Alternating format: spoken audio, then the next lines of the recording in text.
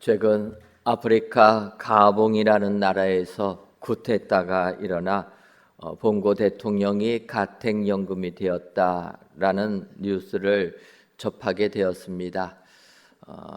우리가 아는 대로 아프리카라는 나라는 전국이 불안해서 항상 쿠데타가 일어나다 보니까 가봉이라는 나라에 쿠데타가 또 일어났구나 이렇게 생각을 하게 되었는데, 그 뉴스 내용 속에서 봉고 대통령이 가택연금 되면서 그 비서진들도 다 감금이 되었는데 그 중에는 우리나라 국민도 있다, 이런 이야기를 듣게 되니까 안타깝기도 하고 그래서 더욱더 관심을 갖게 되었습니다. 사실 우리에게 익숙한 이 가봉이라는 나라는 40여 년 전에 가봉의 봉고 대통령이 우리나라를 처음 방문하면서 우리에게 알려진 그런 나라이며, 또 우리나라가 아프리카와 수교를 맺을 때 전초기지 역할을 했던 나라가 이 가봉이라는 나라입니다. 그런데 우리에게 더 익숙한 것은 이 가봉이라는 나라의 봉고 대통령이 맞냐, 아니면 봉고라는 나라의 가봉 대통령이 맞냐, 이것이 더 우리로 하여금 혼동을 일으키기 때문에 더 기억이 되는 나라라 이렇게 생각이 들었습니다. 저만 그렇습니까? 저는 항상 이 분을 생각할 때마다 헷갈립니다. 봉고라는 나라의 가봉 대통령인지 가봉이라는 나라의 봉고 대통령인지 저만 헷갈리는 줄 알고 이렇게 설교를 준비하면서 기사를 보니까 다른 분들도 마찬가지로 다 그 내용을 언급했습니다. 우리나라 국민이면 누구나 이게 어디가 나라고 어디가 이름인지 혼란스러운 이런 나라다, 이런 생각도 하게 됩니다. 어쨌든 40여 년 전에 우리나라를 방문한 이 봉고라는 대통령은 오마르 봉고 대통령인데 42년간 가봉이라는 나라를 통치하다가 그의 아들 알리 봉고에게 권좌를 물려준 지 14년 만에 쿠데타가 일어나게 되었다라는 것입니다. 아프리카에서 보듯이 아프리카의 나라는 항상 기존의 권력과 새로운 권력이 투쟁하고 갈등하고 있다, 이것을 볼 수가 있습니다.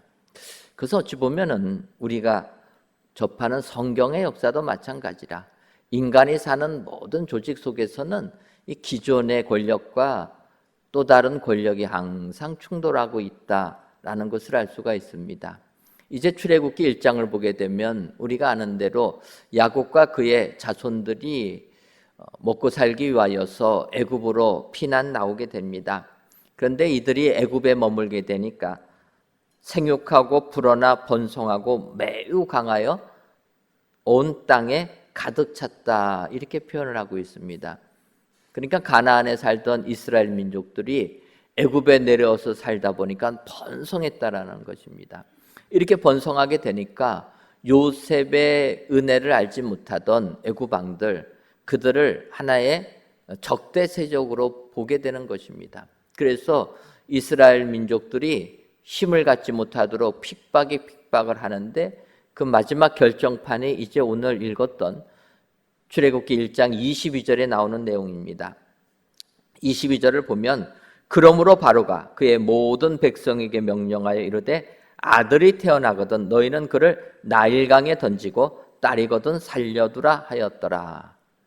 아무리 이스라엘 민족들을 핍박해도 그들이 계속 번성하니까 급기야는 애굽 왕이 그런 명령을 내립니다. 아이가 태어나거든 여자아이들은 살려주고 남자들은 나일강에 던져서 죽이라라는 거예요. 그러니까 남자들이 없어져야지만 이스라엘 민족들이 번성하지 못하겠다 생각해서 아이들을 강에 던지라고 명령을 내리는 것입니다. 이것은 모세의 부모에게도 해당되었습니다. 그래서 아므람과 요게벳이 아들 모세를 낳았다 보니까 그를 더 이상 숨길 수가 없어서 결국 나일강에 던졌다라는 것입니다. 그런데 그들이 출애굽기 2장 2절을 보면 여자가 임신하여 아들을 낳으니 그가 잘생긴 것을 보고 석 달 동안 그를 숨겼으나 그 이후에 더 이상 숨기지 못해서 나일강에 버렸다라는 것입니다. 그런데 이 구절을 보게 되면 우리로 하여금 좌절감을 느끼게 하는 부분이 등장합니다. 그것은 뭐냐면 그가 잘생긴 것을 보고, 모세의 부모가, 모세가 태어났는데 모세가 잘생긴 것을 보고 석 달 동안 숨겨주었다라는 것입니다. 이 부분을 보게 되면 우리가 어떠한 생각이 듭니까? 역시 사람은 잘생기고 볼 문제다. 그러지 않습니까? 모세가 잘생긴 것을 보고 모세의 부모가 살릴 수 있는 한 노력을 했다라는 것입니다. 그러니까 우리가 세상에 태어나서 정말 잘생기고 봐야 될 문제다, 여러분 생각이 됩니다. 그런데 이 잘생겼다고 번역한 히브리 성경을 보게 되면 그런 의미는 아닙니다. 그 토브라는 단어가 쓰여졌는데 코브는 좋다, 선하다, 유쾌하다, 여러 가지 의미가 있습니다. 근데 이제 이 부분을 메시지 성경에서는 그렇게 번역합니다. something special이라, 뭔가 특별하다라는 거예요. 그것을 우리가 잘생겼다 이렇게 보는 거지만 특별한 것입니다. 여러분, 우리가 자녀들을 낳지 않습니까? 막 태어난 자녀들이 예쁩니까? 안 예쁩니까? 막 태어난 아기. 저도 맨 처음에 태어난 제 딸 보고 기절할 뻔했습니다. 아기들이 다 그렇지 않습니까? 사실 태어나서 몇 달 지나고 이렇게 잘 꾸며놓으면 예쁜데 막 태어난 아기들은 그렇지 않다라는 거예요. 부모는 예쁩니다. 제가 이렇게 1부부터 설교하니까 어느 권사님이 딱 문자 보내왔어요. 제 손자가 예쁩니다. 아, 예쁘죠. 자기의 자식은 예뻐요.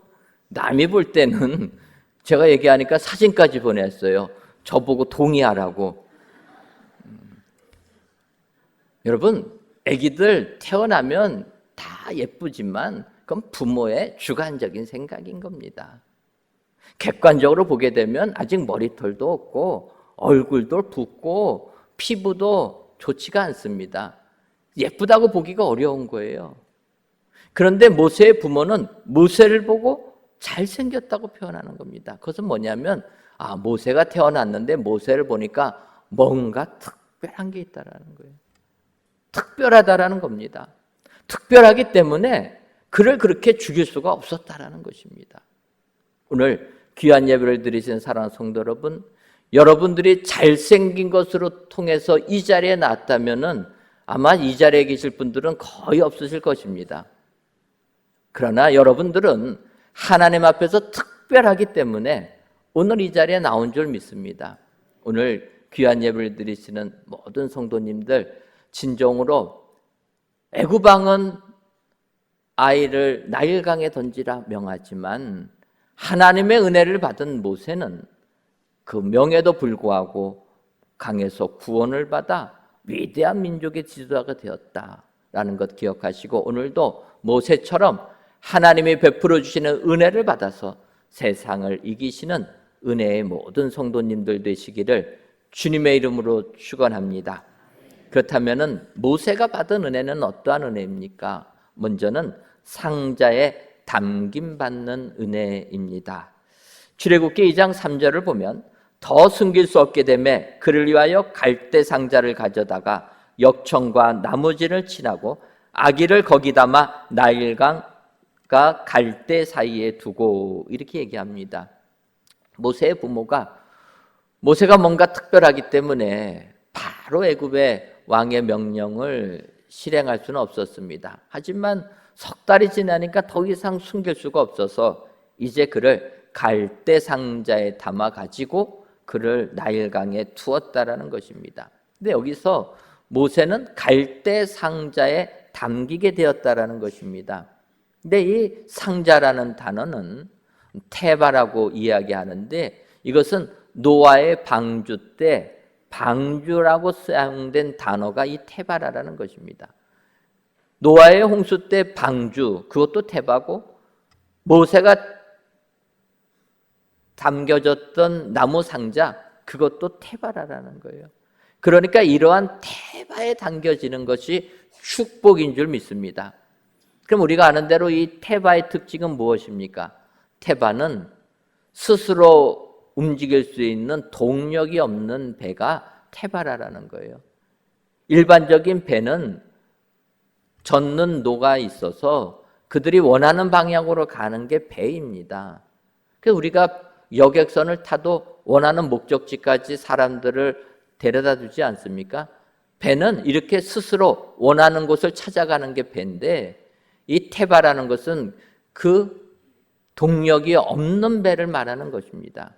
동력이 없다라는 것은 물결 따라 흔들리며 가는 것입니다. 원하는 대로 가는 게 아니라 물결 따라 간다. 지금 모세가 상자에 담겼다라는 것은 이제는 모세의 삶은 그 부모가 돌봐주는 한계를 넘어서서 이제는 하나님의 도움을 받는 삶이 되었다라는 것입니다. 모세의 부모가 할 수 있는 것은 석 달을 지켜주는 거였지 나머지는 지켜주지 못합니다. 결국 모세의 부모가 상자에 담아서 모세를 나일강에 띄웠지만 그 다음부터 하나님의 역사가 임하여서 모세가 공주의 손에 구원을 받아 위대한 민족의 지도자가 되었다라는 것입니다. 우리가 사는 세상은 우리 보러 모든 일을 계획하고 우리 보러 그 일을 실행하라고 이야기합니다. 그래서 너는 꿈이 뭐냐 물어보고 너는 어떠한 사람이 되고 무슨 일을 할 거고 어떤 사업을 할 거고, 그래서 항상 우리는 내가 이제 자라게 되면 사업을 하고 어디다가 무엇을 투자해서 얼마를 남기겠다. 항상 우리의 인생은 이러한 계획을 하고 있습니다. 그런데 야고보 사도는 그렇게 얘기합니다. 야고보서 4장 13절과 14절을 보면 들으라 너희 중에 말하기를 오늘이나 내일이나 우리가 어떤 도시에 가서 거기서 1년을 머물며 장사하여 이익을 보리라 하는 자들아 내일 일을 너희가 알지 못하는도다. 너희 생명이 무엇이냐 너희는 잠깐 보이다가 없어지는 안개니라. 우리가 인생을 살면서 이런 계획을 가지고 그렇게 장사를 해서 이익을 남기겠다고 하는 인생의 계획을 스스로 세우는 자들에게 야고보 사도가 경고하는 내용입니다. 너희들 그렇게 계획을 세워도 아무런 의미가 없다. 왜냐? 우리의 인생은 잠깐 보이다가 없어지는 안개라는 거예요. 우리는 우리의 인생이 수십 년 될 것을 믿고선 수십 년 계획을 세웁니다. 그런데 우리의 인생은 내일 일도 모르는 게 우리의 인생이라는 거예요. 지금 우리나라 집값이 너무 많이 오르다 보니까 예전에는 주택담보대출을 받을 때 한 30년 이 정도 해가지고 상환하게 만듭니다. 근데 그거 갖고는 집을 사지 못하니까 40년, 그러다가 이번에는 몇십 년짜리 나왔습니까? 50년짜리 담보대출이 나왔다라는 거예요. 50년짜리 담보대출이 나와가지고 이제 신청해서 받으려고 하니까 나이 많다고 탈락됐습니다. 왜 그렇습니까? 보니까 50년 못 살 것 같거든요. 그러니까 신청했는데 탈락당하고 젊은 사람들만 주겠다고 그렇게 조건을 변경해 버린 겁니다. 여러분, 그러면 젊은 사람은 50년 산다라는 보장이 있습니까? 결코 아니라는 거예요. 우리를 생각하기에는 젊은 사람이 50년 살 것 같지만, 그래서 어떤 분들은 투표권도 젊은 사람에게 더 줘야 된다고 얘기하지만 내일 일을 모르는 게 인간이라는 거예요. 하루아침에 사라지는 게 인생이라는 것입니다. 그런 인생이 자기가 무엇을 하겠다고 계획을 세우는 것, 그거는 잘못된 거라는 거예요. 오늘 야고보 사도는 얘기합니다. 너희들 이런 계획을 세운다는 거예요. 오늘이나 내일이나 우리가 어떤 도시에 가겠다. 거기서 1년을 머물면서 장사를 하여서 거기서 이익을 남기겠다. 그렇게 생각하는 것 모든 것이 잘못된 거라는 겁니다. 어떤 겁니까? 오늘이나 내일 우리가 어떤 도시에 가겠다. 이것도 장담할 수 없다라는 거예요. 또 그 도시에서 1년을 머물겠다. 이것도 장담할 수 없는 내용이라는 것입니다. 더 나가서 거기에서 장사를 하여서 이익을 보겠다. 이것도 어렵다라는 것입니다. 근데 뭐 우리가 가게를 이렇게 하지 않습니까? 가게 오픈할 때 어떤 생각하고 오픈합니까? 내가 가게 하면은 떼돈을 벌 것이다. 그렇게 생각하고 오픈하는 것 아닙니까? 여러분 어떻게 돈들 많이 버셨습니까? 요즘에 가게 열어가지고 돈 많이 버셨습니까? 조용할 줄 알았습니다. 가게를 할 때는, 내가 어떤 사업을 할 때는 큰 꿈을 가지고 많은 이익 남기겠다고 계획하고 가게를 하고 사업을 시작하지만 실제 돈 버는 경우는 별로 없다라는 거예요. 다 그냥 힘겹게 살아갑니다. 이게 우리의 인생이라는 거예요. 그런데 우리가 무엇을 하겠다 계획 세운다, 이것은 어렵다라는 것입니다.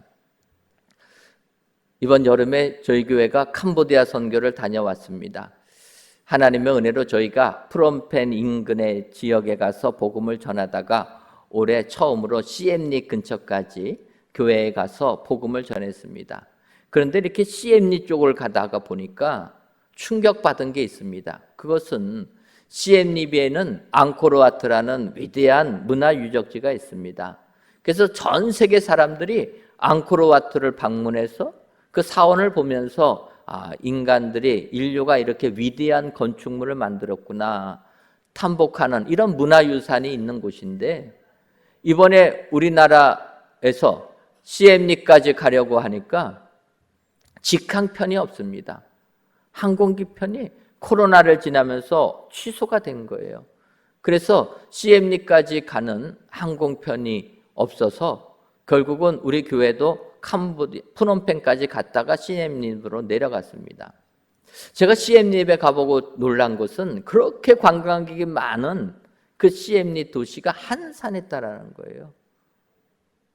세계 사람들이 안 온 겁니다. 관광으로 도시가 유지되던 도시가 관광객이 끊어지니까 어떻게 됩니까? 음식점들이 다 폐업을 한 겁니다. 음식점들이 폐업하니까 또 한국 사람들은 마사지 받는 거 좋아하지 않습니까? 마사지 가게가 다 없어진 거예요. 어느 누가 시엠립에서 그렇게 관광 산업이 무너질 것이다 예측이나 했겠습니까? 한순간에 그렇게 되었다라는 것입니다. 우리가 사는 세상은 이런 세상이라는 거예요. 오늘 모세는 갈대 상자에 담김받는 은혜를 받았다라는 거예요.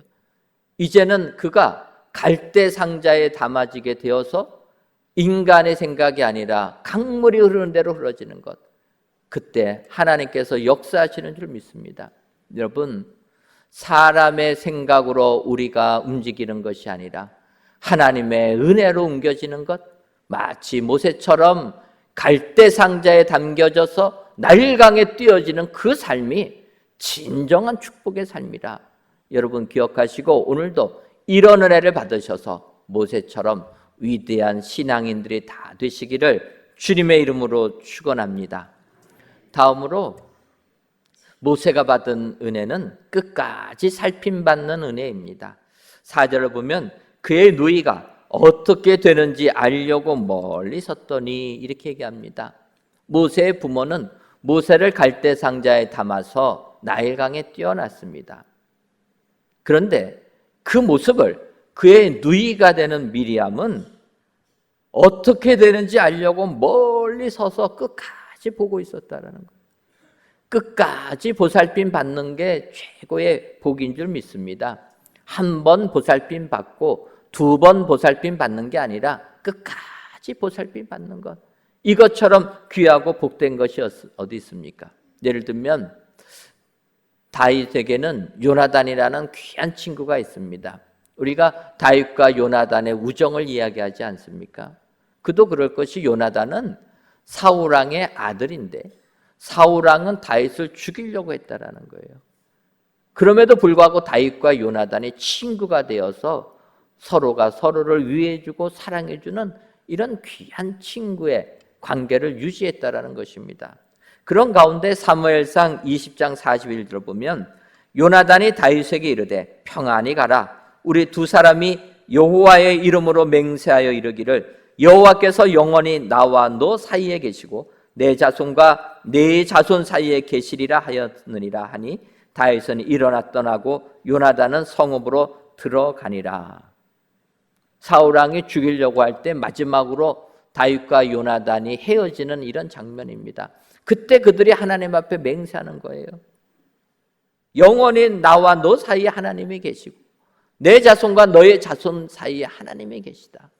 자손까지도 다 돌봐주겠다. 서로가 약속하는 것입니다. 이렇게 언약을 한 다음에 아시는 것처럼 사울 왕과 요나단은 블레셋의 전투에서 죽게 됩니다. 그리고 다윗이 이스라엘 나라를 통일하고 나서 그가 신하들에게 물어봅니다. 요나단의 자손들이 있느냐? 그러니까 신하들이 얘기합니다. 자손들이 다 죽고 없는데 절름발이 무비보셋 한 명만 살아 있습니다. 그 이야기를 듣고 다윗이 당장 데리고 오라고 얘기합니다.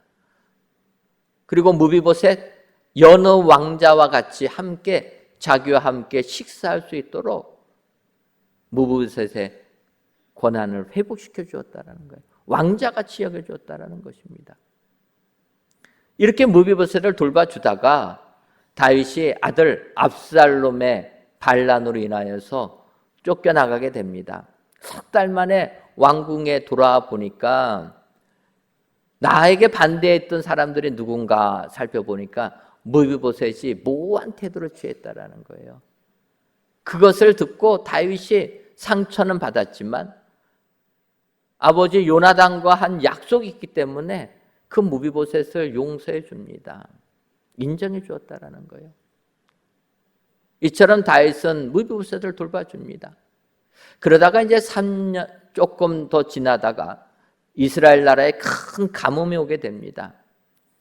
3년이나 가뭄이 오니까 다윗이 하나님께 기도를 합니다. 기도할 때 하나님께서 이렇게 말씀하십니다. 이는 사울과 피를 흘린 그의 집으로 말미암음이니라. 말미암음이니 그가 기브온 사람을 죽였음이니라. 왜 가뭄의 원인이 무엇입니까? 기도하니까 하나님이 하신 말씀이 사울 집안이 무고한 기브온 사람들을 죽였기 때문이라는 거예요. 그것을 알고 다윗이 기브온 사람들에게 찾아갑니다. 그래서 이런 일이 있어서 너희들에게 왔으니 어떻게 해야지 너희들의 한이 풀어질 수 있겠느냐. 그러니까 기브온 사람들이 이야기하는 겁니다.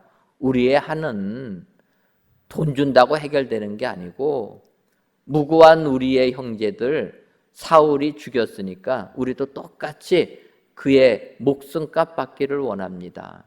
사울의 자손들 자기에게 달라라는 거예요.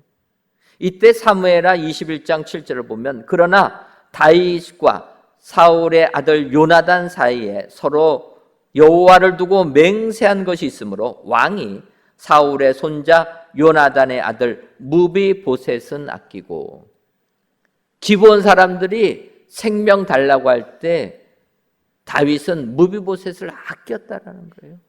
그래서 안 내어줍니다. 사울의 첩 그 자손들만 보내주었다라는 것입니다.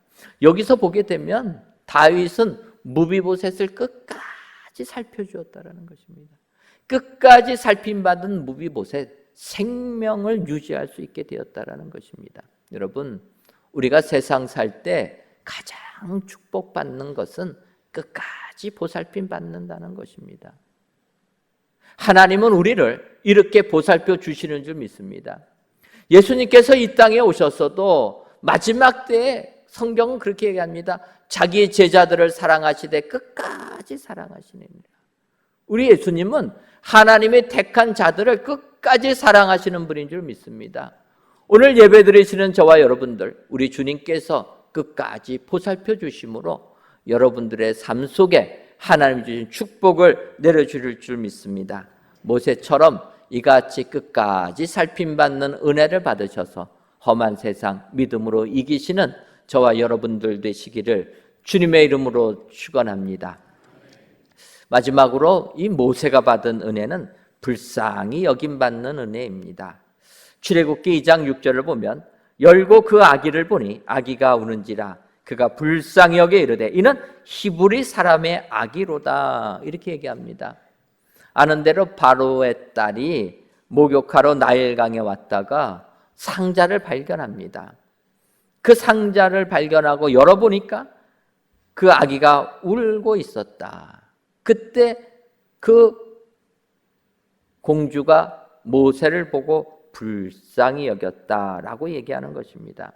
그런데 여기에서 상자를 열어본 그 공주가 하는 말이 이는 히브리 사람의 아기로다 이렇게 얘기하는 것을 보면 공주는 아버지 바로가 내린 명령이 무엇인지 알고 있었다라는 거예요. 바로가 내린 명령이 무엇입니까? 남자아이여거든 나일강에 던지라고 얘기하지 않습니까? 그래서 그 왕의 명령에 의해서 지금 모세가 나일강에 던져진 것입니다. 그런데 던져진 그 아기를 바로의 딸 되는 공주가 건져내서 살려주었다라는 것입니다. 이런 일이 가능하겠습니까? 아버지가 내린 명령을 몰랐다면 모르고 그럴 수도 있었겠지 할 수가 있지만 공주는 알았다라는 거예요. 알고 있음에도 불구하고 아버지는 죽이려고 하는데 그의 딸이 모세를 살려주었다라는 것입니다. 이런 것은 세상에서 일어나기 어려운 것입니다. 하지만 하나님의 은혜를 받으면 우리가 상상할 수 없는 이런 놀라운 역사가 일어나게 되는 줄 믿습니다. 오늘 모세는 불쌍히 여김을 받았다라는 거예요. 세상 살면서 사람들이 우리를 불쌍히 여기면 자존심이 상합니다. 여러분 그렇지 않습니까? 불쌍하다고 떡이라도 하나 더 주면은 자존심 상해서 못 받아 먹습니다. 버스 탔는데 돈 없다고 불쌍하다고 공짜로 타라고 하면은 여러분 타시겠습니까?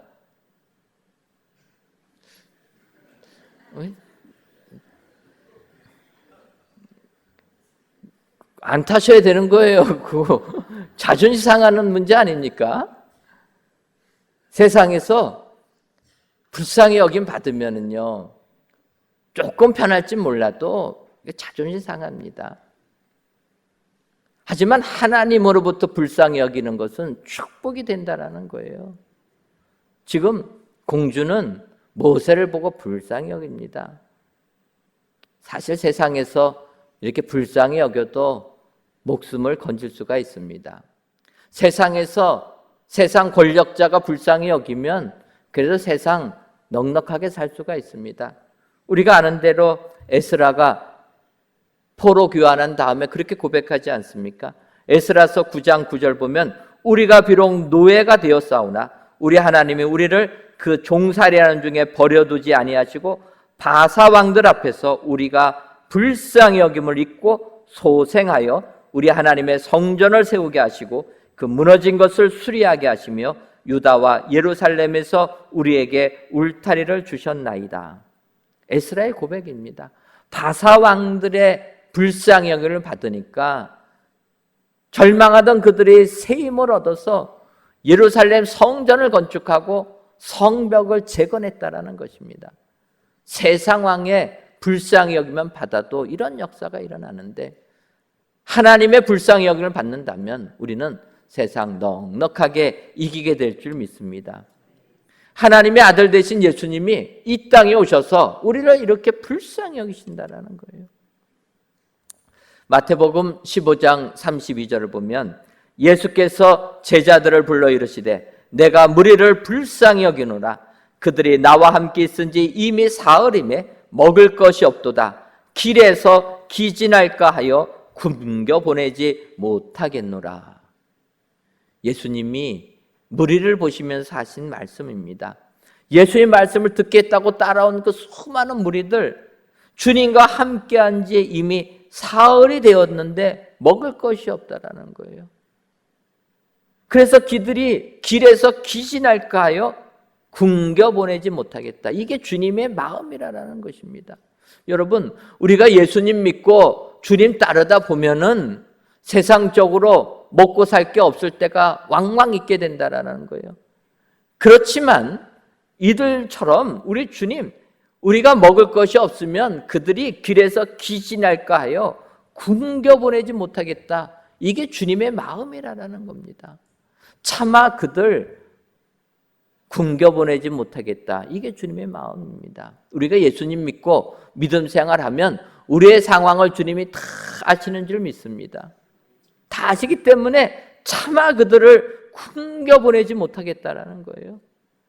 우리가 세상에서 아무것도 가진 게 없어도 주님은 다 아시는 줄 믿습니다. 빛 독촉에 쪼들리고 살아도, 하루하루가 힘겹게 살아도 우리가 그렇게 고생하고 있는 것 주님이 다 아신다라는 거예요. 차마 그들을 그렇게 굶겨보내지 못하겠다. 이게 주님의 마음이라는 겁니다. 왜냐하면 주님은 우리를 불쌍히 여기기 때문에. 불쌍히 여김받는 그들, 주님이 차마 그냥 보내지 못해서 제자들에게 얘기합니다. 너희가 가진 것이 있느냐? 제자들이 보리떡 7개와 물고기 2마리가 있습니다. 그러니까 주님이 그거 가지고 기도하셔서 4,000명이 먹고 7강주리가 남게 되었다. 7병이어의 이적을 보여주셨다는 것입니다. 우리는 5병이어의 이적을 많이 생각하지만 주님께서 7병이어의 이적을 보여주실 때는 굶겨보내지 못하겠다는 마음이라는 거예요. 여러분, 우리 주님은 우리를 이렇게 불쌍히 여기시는 분인 줄 압니다. 우리의 상황을 다 아시고 차마 굶겨보내지 못하시는 우리 주님, 그래서 기도하셔서 그들에게 7병이어의 이적을 보여주시는 분이라. 오늘도 주님의 불쌍히 여김을 받는다면 아무리 세상이 우리를 죽이려고 해도 우리는 모세처럼 구원받아서 위대한 신앙인들로 주께서 다 쓰여 주실 줄 믿습니다. 오늘 아무리 세상이 우리를 힘겹게 하여도 오늘 은혜 받은 모세를 기억하시고 모세처럼 세상을 이기시고 민족의 지도자들이 다 되시는 은혜의 모든 성도님들이 되시기를 주님의 이름으로 축원합니다. 기도하겠습니다. 하나님, 어느덧 가을 향기가 물씬 풍기는 이때 성전에서 또는 각 예배 초소에서 귀한 예배를 드리게 하시니 감사합니다.